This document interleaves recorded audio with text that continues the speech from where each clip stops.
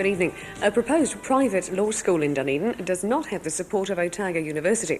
A working party says the proposal to recognise passes from the private school as units towards an Otago degree would not advance the interests of the university or the students. It also says renting the law library to the proposed school is neither necessary nor desirable. Vice-Chancellor Sir Robin Irvin told the University Council today he has accepted these conclusions.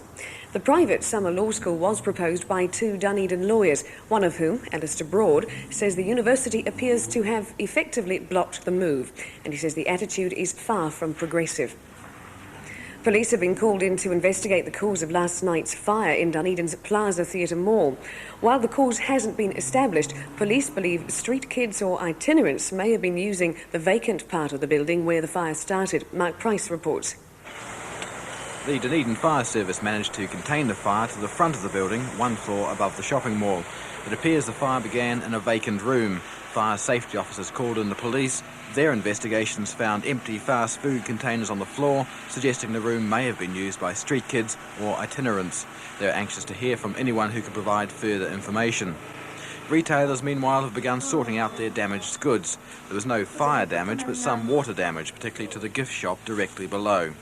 All soggy and all those lovely Christmas things, all wet and icky. Goods in other shops were mostly affected by smoke. For some retailers in the mall, fire is nothing new. The second time? Third time for me. Third time.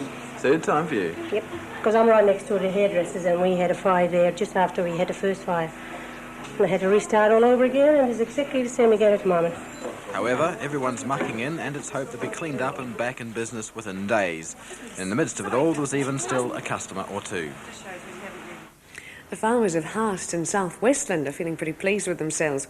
They decided after years of droving and driving their stock to the sale yards, it was time for the sale and the buyers to come to them. And Sally Pearce reports that's what's just happened.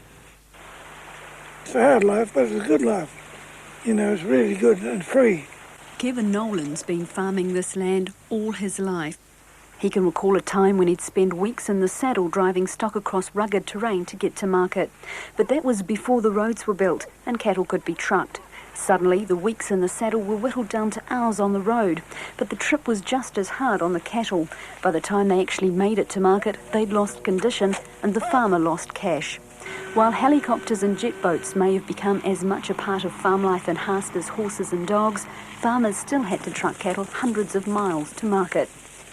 That was until one of the biggest days in the history of Haast. Yes, a big event. I think the biggest event is the road opening. Yeah, it's a big event for Haast. Well, we call our longest day, I guess. It began when a local farmer decided he was going to sell his cattle in Haast. To hell with trucking them to other markets, it was time for the markets to come to him. The fact that a sale of this sort had never been held in Haast before didn't slow them for a second. In a matter of weeks, the pens were up, the cattle were moving, and the buyers were heading to Haast. The buyers poured in, by car, by bus, by plane. Hundreds of farmers and stock agents armed with checkbooks. Incredibly, many made the journey just to lend their support, others to see some of the country's prime cattle on the block. It was the locals who stood out, though. Most have lived in Haast all their lives, and what they were seeing was a long-held dream become reality. In a small way, the money wasn't as important as the event itself. Of course, the farmers kept a close eye on prices, but for many, just knowing it was possible to bring a market to their backwater was enough. But what next? Back to the local for the major event of the day, of course, but what about after that? It's always sad for it to end because you have such a big build-up, and then it's finished, and then that's it. The first Haast cattle sale was a hard act to follow, but follow it they will. Already plans are underway for next year's. It was a lot of fun. We've got a lot of laughs over the whole thing. And something Kevin Nolan won't forget.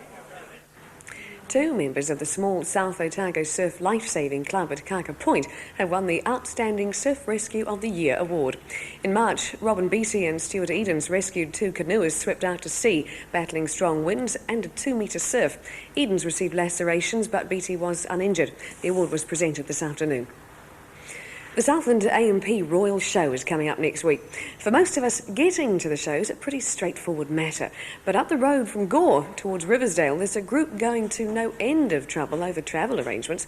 Mark Price reports. Pretty well every day for the last 2 months, Brian Waddle and a few others have performed this morning ritual.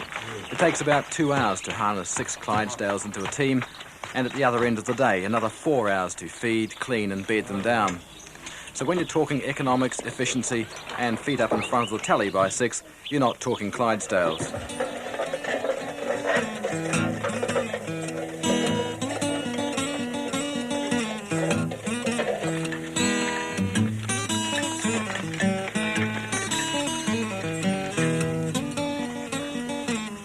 But there are no diesel fumes, next to no noise, and on a fine Southland morning a chance to get back from working the land, enjoyment that can't be measured in dollars.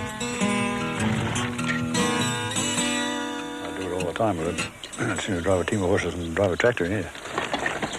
Even though they're a lot more trouble. Yeah, well, they're a lot slower.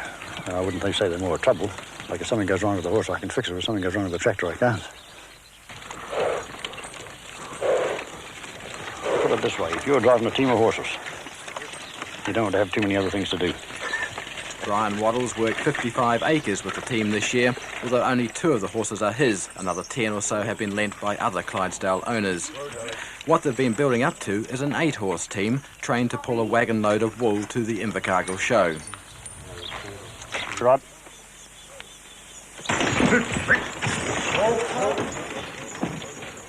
You know, there's not too many of the old teamsters left that did nothing else but work with horses, you know. So, it was, you know, it's not kept going, it will eventually die out.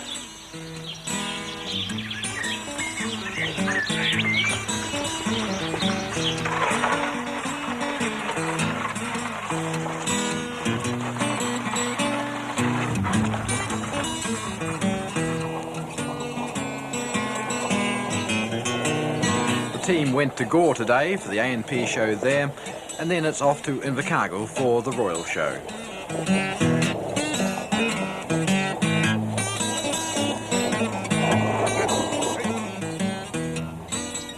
And well-known Southland artist Peter Beadle has been commissioned to paint the Clydesdale team. Prints will be sold and half the proceeds will go to the appeal for a mammography machine in Southland. And while we're on the subject of the Royal A&P show in Invercargill, we'll be bringing the South Tonight to you live from there next Thursday evening. We're looking forward to it. We'll be back tomorrow. Good night.